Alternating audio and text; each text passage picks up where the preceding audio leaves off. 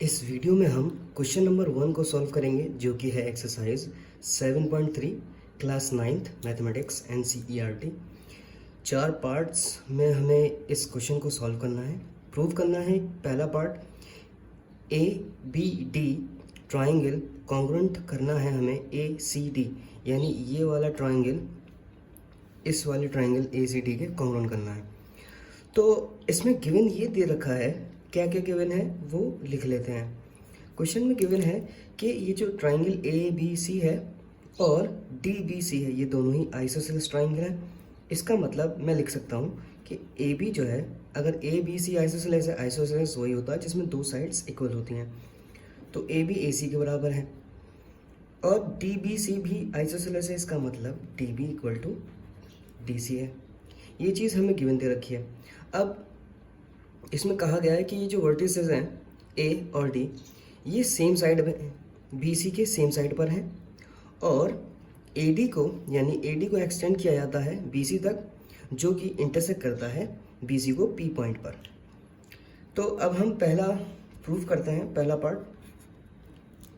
अगर हम यहाँ देखें इन दोनों ट्राइंगल के अंदर, यानी in triangle ABD and triangle ACD, तो ABD के अंदर ये साइड ACD के अंदर AC के बराबर है, यानी AB इक्वल्स AC, जो कि हमें गिवन दिया हुआ है आइसोसेलेस ट्राइंगल होने की वजह से।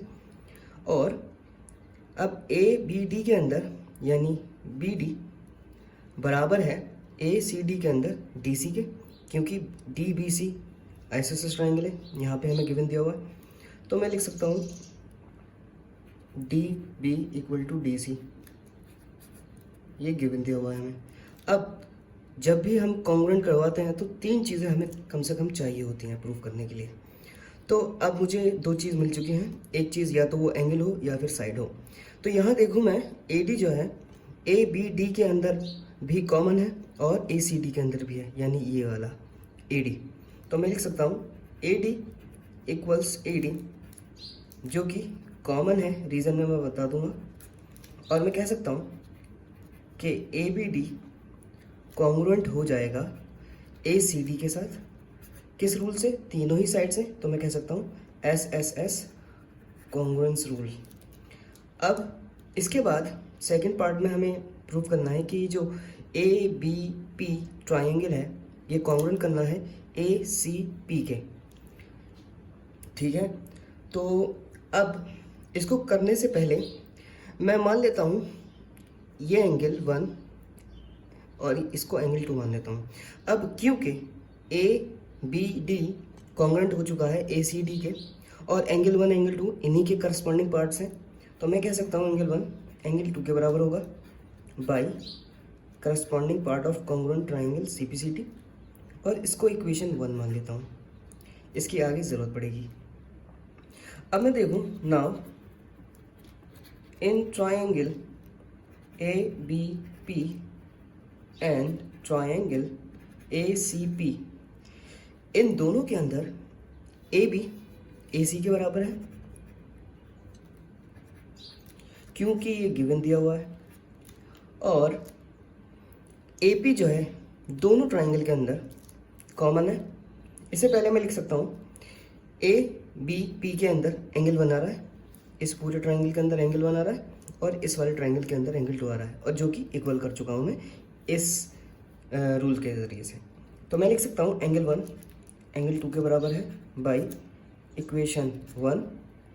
और तीसरा AP जो है ये इन दोनों ट्राइंगल यानी ABP के अंदर भी AP आ रहा है और ACP के अंदर भी AP आ रहा है, इसका मतलब AP इक्वल टू AP। तो मैं कह सकता हूँ रीज़न में कि ये कॉमन है। अब मैं कह सकता हूँ फाइनली ये दोनों ट्राइंगल यानी ट्राइंगल ABP कॉन्ग्रुएंट हो जाएगा ACP के।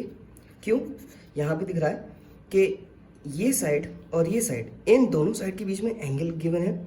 जब दो साइड के बीच में एंगल होता है तो वो जो रूल होता है वो होता है साइड एंगल साइड का, यानी साइड एंगल साइड के ज़रिए से ये कॉन्ग्रुएंट हो गए। अब तीसरा क्या है, इसमें बताना है कि ये जो AP है ये एंगल ए को भी बाइसेक्ट करता है और एंगल डी को भी बाइसेक्ट करता है। तो यहाँ तो मैं बता चुका हूँ बाई सिम्प्लिसिटी, एंगल 1 एंगल 2 के बराबर है। इसका मतलब ए पी जो है एंगल ए को तो बाइसेक्ट कर रहा है इक्वेशन 1 से, इसको करने की ज़रूरत नहीं है। अब हमें ज़रूरत क्या है कि ये एंगल डी को भी बाइसेक्ट करता है, यानी एंगल 3 मान लेता हूँ, इसको 4 मान लेता हूँ। अगर मैं एंगल 3 को एंगल 4 के बराबर कर दूँ बाई सम रूल, तो मैं कह पाऊँगा कि ये जो ए पी लाइन है ये 3 यानी एंगल डी को भी बाइसेक्ट करता है, और ए को तो हमने यहाँ पे दिखा दिया है क्योंकि एंगल 1 एंगल 2 के बराबर है। अब 3 को 4 के बराबर करने के लिए मुझे इस ट्राइंगल का सहारा लेना पड़ेगा। किस ट्राइंगल का? ये जो हमारा ट्राइंगल है डी पी बी और डी सी पी, तो इसको बाई सम रूल हम इक्वल करेंगे। इसको करने से पहले क्योंकि मुझे इस ट्राइंगल के अंदर मैं देखूं कि ये साइड तो इक्वल है क्योंकि डी बी सी जो है आइसोसेलेस ट्राइंगल है, तो डी बी डी सी के बराबर है, और मुझे डी पी जो है कॉमन मिल जाएगा। और तीसरी चीज़ मुझे चाहिए होगी, तो तीसरी चीज़ तो 3 और 4 के बराबर, तो ये तो कहीं पे भी गिवन नहीं है, मुझे ये करना पड़ेगा। और अगर मुझे बी पी पी सी के बराबर मिल जाए तो ये ऐसे ऐसे ऐसे कॉन्ग्रुएंट हो सकता है ट्राइंगल। तो इसको करने के लिए क्योंकि ये जो बी पी है और पी सी है ये इन्हीं ट्राइंगल के कॉन्ग्रुएंट पार्ट्स हैं, करस्पॉन्डिंग पार्ट्स हैं, तो मैं कह सकता हूँ इस ट्राइंगल में बी पी इस ट्राइंगल के सी पी के बराबर है। क्यों?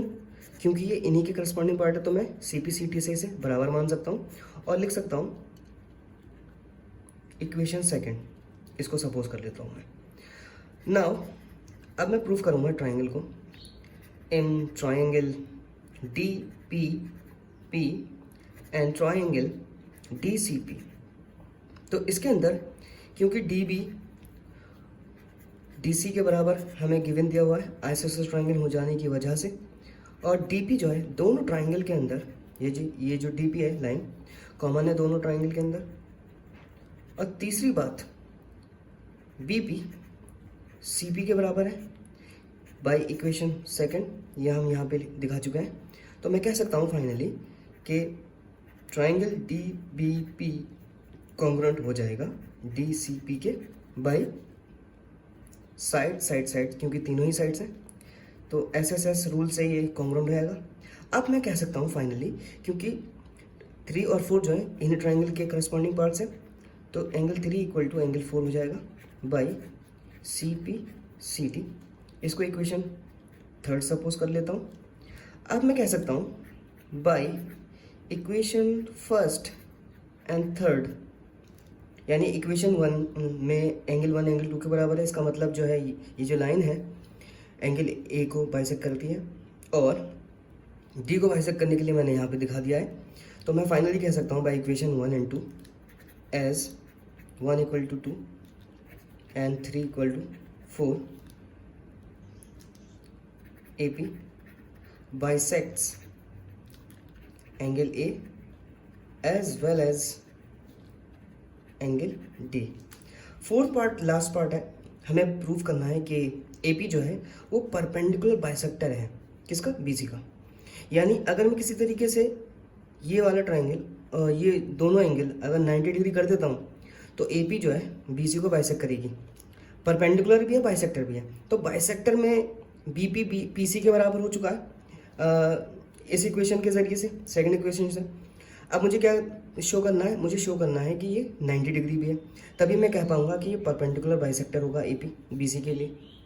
अच्छा, तो अब जैसा कि मैं यहाँ पे प्रूव कर चुका हूँ कि DPP यानी ये वाले ट्राइंगल DPP और DCP दोनों ही कॉन्ग्रुएंट हो चुके हैं, और ये जो एंगल हैं यानी इसको BP यानी DPB या फिर DPC कह सकता हूँ, और ये दोनों इक्वल हो जाएंगे।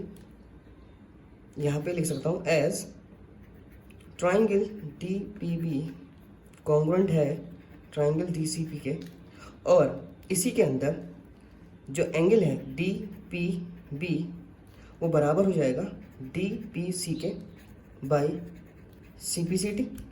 अब मैं यहाँ देखूँ ये जो दोनों एंगल हैं यानी DPB और DPC ये दोनों बिल्कुल कांटेक्ट में, यानी ये क्या कहते हैं इनको, ये दोनों मिलकर जो हैं एक लाइन बना रहे हैं, जब भी दो एंगल मिलकर लाइन बनाते हैं तो लीनियर पैर बनता है। तो मैं कह सकता हूँ angle D P B plus angle D P C, ये दोनों मिलकर 180 एक लाइन बना रहे हैं, तो ये 180 के बराबर होंगे। ऐसा इसलिए होता है क्योंकि ये लीनियर पेयर बना रहे हैं, जो कि चैप्टर 6 के अंदर पढ़ा था।